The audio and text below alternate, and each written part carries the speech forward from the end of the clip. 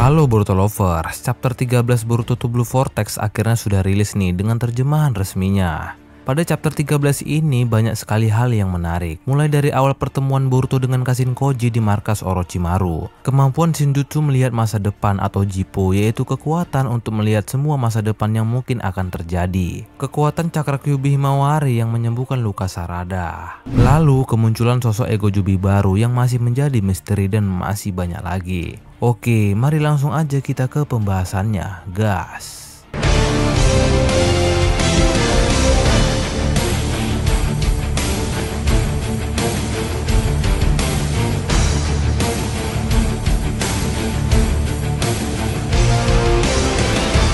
Pada chapter 13 ini berjudul Jippo, yaitu kekuatan untuk melihat masa depan. Pada cover manga kali ini diisi oleh Boruto sang pemeran utama dan bertuliskan, "Teruslah maju, tak peduli apa yang menantimu di ujung sana." Di halaman awal di samping panelnya bertuliskan, Boruto ambruk karena peluru iblis Jura. Mampukah ia mengelak dari serangan susulan dan mematikan? Chapter 13 kali ini diawali Ego Jubi Jura yang kembali mengincar nyawa Boruto dari kejauhan dengan serangan peluru iblis dari matanya. Jura berkata, "Pemuda yang menarik, sayang sekali kita harus berpisah. Tapi selamat tinggal Boruto Otsutsuki." Akan tetapi di saat Jura ingin menyerang Boruto kembali, tiba-tiba muncul sosok Ego Jubi dari jubah Jura dan berkata, "Ups, apa aku mengganggu?"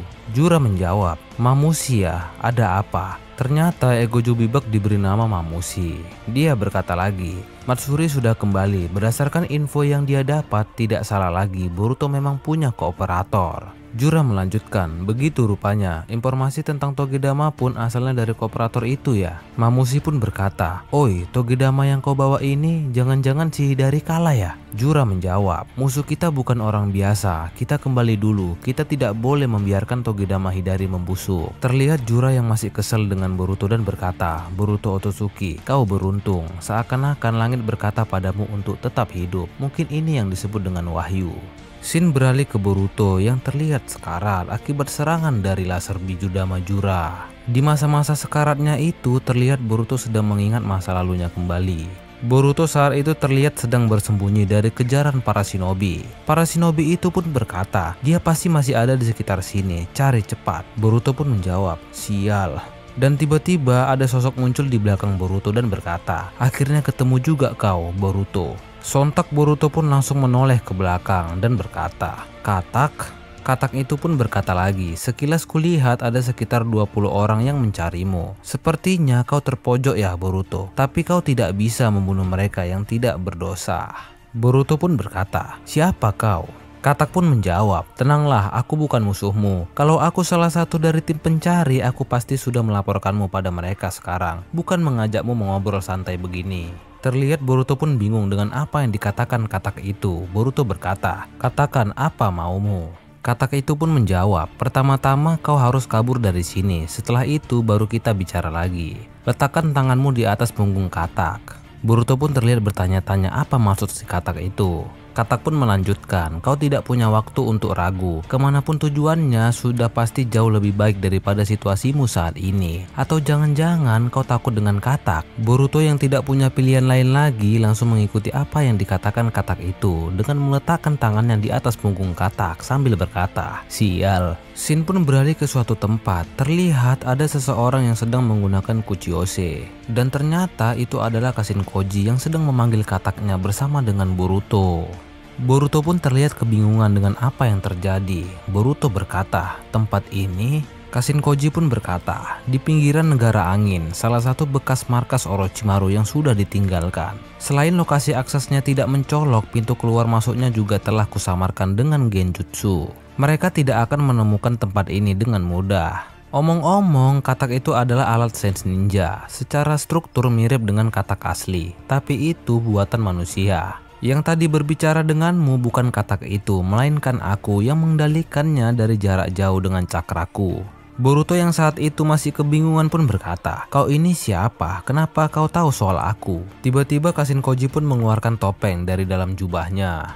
Lalu Kashin-koji mencoba memakainya dan berkata, "Kalau begini apa kau ingat?" Boruto pun kaget sambil berkata, "Topeng itu jangan-jangan kau..." Kashin-koji memotongnya dan berkata, "Aku Koji Kashin, manusia buatan yang terlahir dari tangan Amado Sanju."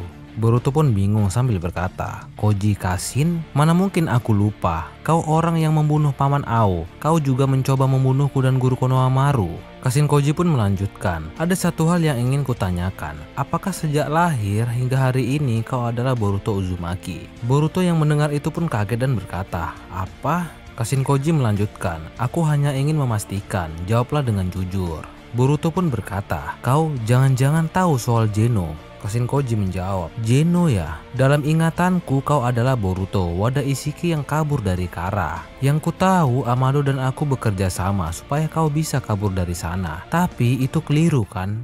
Boruto pun seperti bertanya-tanya dengan ucapan Kashin-koji. Kashin-koji melanjutkan, "Tidak banyak yang ku ketahui soal kekuatan yang kau sebut Geno, tapi aku paham seperti apa hasil dari kekuatan itu. Pada hari kau diusir dari desa, ingatan orang-orang mengenai dirimu dan Kawaki telah berubah total." Boruto pun kaget dan berkata, "Kok bisa? Padahal jelas-jelas ingatanmu juga telah dipengaruhi Geno. Kenapa kau bisa memahami situasi sampai sejauh itu secara objektif? Tapi kenapa?" Kashin-koji menjawab, "Karena aku sudah tahu bahwa probabilitasnya tinggi sebelum situasi ini menjadi kenyataan." Boruto berkata, "Apa?" Kashin-koji melanjutkan, "Aku belum menyampaikan permohonan maafku, walau itu demi mengecoh Ishiki. Aku tidak punya pilihan selain mematuhi misi dan bertarung dengan kalian. Aku benar-benar minta maaf." Boruto menjawab, "Aku juga seorang shinobi. Selain itu, aku tahu betul betapa pentingnya sebuah misi. Rasa frustasi karena tidak dapat menjelaskan posisi kita bukan hal baru bagiku, karena aku pun merasakannya." Kashin-koji pun berkata lagi, "Seperti yang sudah kau ketahui, aku dibuat oleh Amado. Tidak hanya untuk mengalahkan Ishiki, tapi juga untuk menghalangi rencana pohon dewa untuk menghancurkan planet. Kekuatannya jauh melebihi perkiraanku. Karena itu aku pun paham, setelah berhasil menariknya keluar dari dalam Jigen, maka peranku sudah selesai. Tidak ada rasa takut ataupun penyesalan. Selebihnya kuserahkan pada Hokage dan yang lainnya. Kupikir aku tinggal menunggu ajalku dengan tenang." Akan tetapi di saat Kashin-koji sekarat saat melawan Ishiki, Kashin-koji seperti melihat masa depan.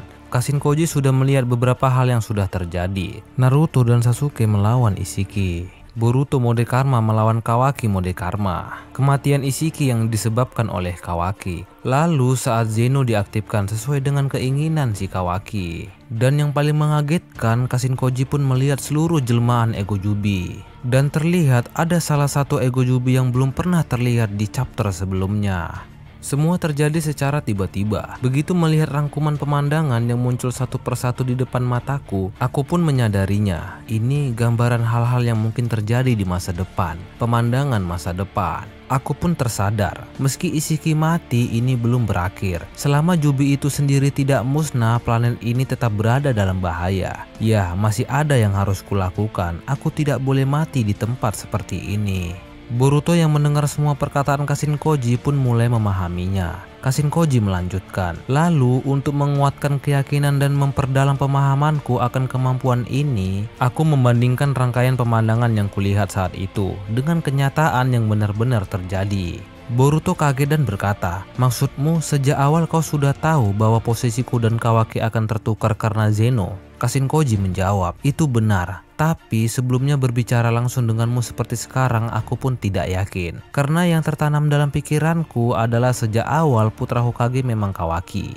Boruto berkata lagi, "Kemampuan macam apa itu? Dan lagi, kenapa tiba-tiba kau bisa punya kekuatan seperti itu?" Kashin-koji menjawab, "Kau pernah mendengar dari Amado soal Shibai Otsutsuki kan? Otsutsuki dari masa lampau yang dulu telah menelan kehidupan di banyak planet dan menguasai semua shinjutsu yang ada hingga disebut sebagai dewa." Boruto kaget dan berkata, "Shibai Otsutsuki?" Kashin-koji melanjutkan, "Anggota Kara yang diperkuat dan dimodifikasi oleh Amado sepertiku, kami semua menerima transplantasi sel Shibai. Tujuannya adalah untuk memanifestasikan satu dari banyak shinjutsu yang dia miliki. Namun berhasil tidaknya mendapatkan kekuatan itu tergantung keberuntungan. Hasilnya Kode mendapatkan kekuatan Sumiato, Daimon mendapatkan kekuatan yang bisa memantulkan semua serangan, dan Eida mendapatkan kekuatan ajaib layaknya dewa. sedangkan Boro, Delta, dan aku tidak dianugerahi dengan Shinjutsu.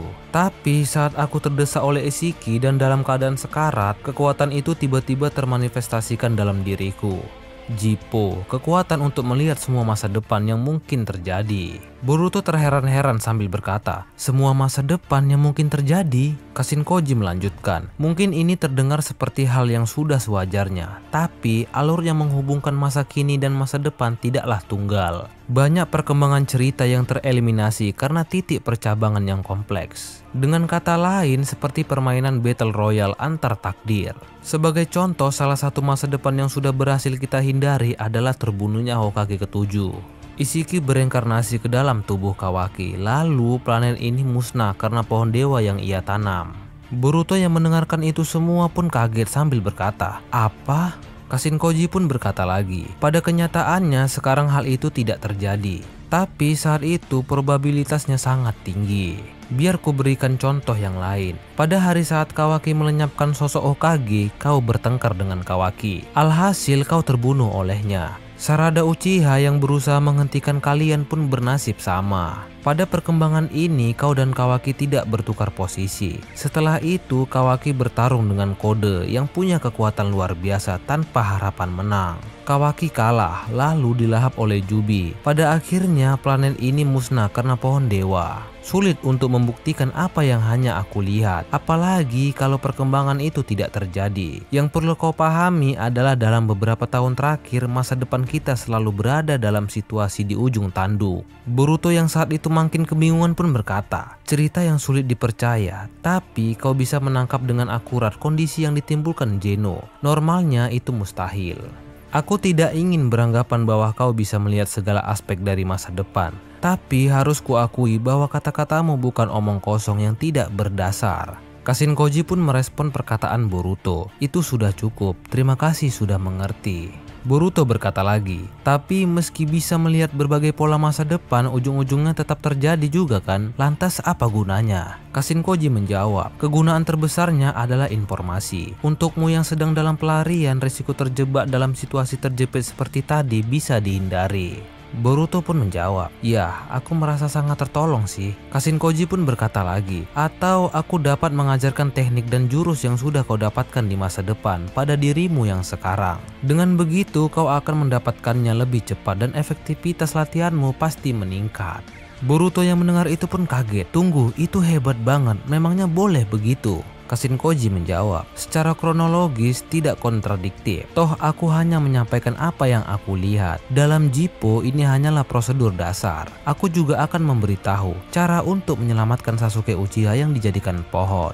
Tapi pertama-tama aku ingin kau tahu seperti apa kemungkinan terburuk yang dapat terjadi di masa depan. Boruto berkata, kemungkinan terburuk? Kashinkoji melanjutkan, pertama-tama Jubi akan lepas dari Kode dan berevolusi menjadi sesuatu yang baru. Mereka akan muncul di hadapan kita sebagai beberapa manusia pohon dewa yang punya kehendak sendiri. Hal itu mungkin bisa dihindari kalau kita bisa membereskan Jubi yang jadi akar masalahnya sebelum itu terjadi. Tapi probabilitasnya rendah. Para manusia pohon dewa selalu muncul dalam hampir semua masa depan yang bisa kulihat. Dan yang paling berbahaya adalah ketua mereka, pria bernama Jura. Boruto menjawab, Jura? Kashinkoji melanjutkan, Boruto, kau akan mati dibunuh olehnya. Boruto yang mendengar itu pun kaget. Kashinkoji melanjutkan, memang tidak semua yang kulihat seperti itu, tapi banyak masa depan yang berujung demikian. Perkembangan setelahnya kurang lebih sama. Pada akhirnya Kawaki akan dimakan dan planet ini musnah. Hal itu tak boleh dibiarkan. Masa depan yang terburuk tidak boleh sampai terwujud. Seperti yang aku katakan tadi, ada banyak faktor yang dapat menentukan masa depan. Bahkan sekarang saat kau mengetahui fakta ini pun, masa depan kita mengubah rutenya setiap detik. Boruto pun berkata, Paman Koji, biar ku beritahu satu hal. Tak peduli meski itu strategi untuk menghalangi rencana pohon dewa, aku tidak akan menyetujui pilihan membunuh Kawaki. Karena tujuanku adalah menyadarkan saudaraku yang bodoh itu dan menyatukan keluarga Uzumaki sekali lagi. Yang jelas aku sudah paham bahwa Jubi adalah ancaman. Tanpa kau suruh pun baik Kode maupun Jubi akan kubereskan sekaligus. Lalu perlahan Boruto pun mulai tersadar dari masa kritisnya. Sumire yang saat itu bersama dengan Boruto pun berkata, "Boruto, jangan bergerak dulu." Terlihat Konohamaru bersama Sarada yang sedang kesakitan. Konohamaru berkata, "Sial, tulangmu baik-baik saja, tapi sepertinya sarafmu yang cedera." Sarada menjawab, "Aku tidak apa-apa, daripada aku, tolong bantu Boruto." Shin beralih ke Himawari yang mulai tersadar dari pingsannya. Himawari berkata, "Pak Nasi?" Pak Nasi pun menjawab, "Himawari, akhirnya kau sadar. Apa yang sakit?" Dari kejauhan Himawari melihat tangan Sarada yang terluka. Himawari berkata, "Dia terluka?" Dan tiba-tiba Himawari pun bergegas lari menuju Sarada. Sesampainya Himawari di lokasi Sarada, Himawari berkata, "Perlihatkan sebentar." Himawari pun langsung memegang tangan Sarada yang terluka. Dan tiba-tiba tangan Himawari mengeluarkan sebuah cakra, yaitu cakra Kyuubi. Tangan Sarada pun langsung seketika sembuh. Sarada berkata, "Serius? Lukanya sembuh?" Konohamaru yang melihat itu pun kaget sambil berkata, "Apa yang terjadi? Himawari, kau?" Himawari pun berkata, "Karena area lukanya kecil, kurasa dengan begini sudah tidak apa-apa." Sumire yang menyaksikan dari kejauhan pun berkata, "Himawari, tolong bantu Boruto juga." Himawari pun kaget dan berkata, "Boruto, dia kembali." Akan tetapi Kawaki yang saat itu berada di samping Himawari pun berkata, "Tunggu Himawari, jangan dekati dia." Himawari pun merespon, "Kakak." Sarada yang terlihat marah pun berkata, "Kawaki, kau." Kawaki pun berkata, "Jangan salah paham, aku bukan melarang menyembuhkannya. Sebelum itu ada yang harus kita lakukan. Iya kan Guru Konohamaru?" Konohamaru menjawab, "Ya, kau benar. Kesempatan seperti ini tidak datang dua kali." Sumire yang saat itu berada di samping Boruto pun berkata, "Guru, apa yang..." Konohamaru memotongnya dan berkata, "Minggirlah Sumire." Tiba-tiba Konohamaru mengeluarkan borgol dan berkata, "Jangan khawatir, aku tidak akan berbuat kasar. Ini borgol penyegelan buatan Amado. Dengan begini dia tidak akan bisa menggunakan jurus apapun." Sarada pun mulai mendekati ke arah Boruto. Sarada berkata, "Guru Konohamaru." Konohamaru berkata, "Jangan protes Sarada, ini hanya prosedur yang sesuai aturan. Kita akan menggali informasi yang dia punya dan melaporkannya pada Hokage ke-8. Lalu tiba-tiba Kawaki memasukkan tangannya ke dalam jubah Boruto. Kawaki mengeluarkan seekor katak. Kawaki berkata, "Katak ini punya Koji Kashin." Lalu Kawaki menggenggam katak itu dan menghancurkannya. Konohamaru bertanya, "Ada apa?" Kawaki menjawab, tidak ada apa-apa." Kashin Koji yang dari kejauhan pun menyadari hal itu. Situasinya jadi merepotkan. Shin pun beralih ke markas para Egojubi. Terlihat Jura meletakkan Togedama Hidari ke atas sebuah kubus. Lalu tiba-tiba akar pohon yang menjalar pun mendekati Togedama itu. Dan boom, tiba-tiba Hidari hidup kembali. Jura berkata, "Bagaimana Hidari? Ada masalah?" Hidari menjawab, "Entahlah, aku tidak mengerti." Jura berkata lagi, "Begitu ya, kelihatannya kau punya kesadaran diri sebagai Hidari. Tidak masalah, kau tidak kehilangan identitasmu." Dari kejauhan terlihat sosok Egojubi Moegi dan berkata, "Jura, sudah boleh kan? Itu loh, aku sudah tidak sabar ingin melihat seperti apa yang akan muncul." Jura menjawab, "Tidak masalah, panenlah." Moegi pun langsung menggerakkan tangannya untuk memanen Togedama yang berada di akar pohon. Lalu Moegi pun meletakkan Togedama itu di atas sebuah kubus. Jura berkata, "Kita harus memikirkan namanya." Oke, momen itu mengakhiri Boruto to Blue Vortex chapter ke-13. Sebelum berakhir ada sebuah catatan kecil di samping panelnya. Dengan pulihnya Hidari, kemunculan manusia pohon dewa baru dan tertangkapnya Boruto. Bisakah mereka terhindar dari masa depan terburuk?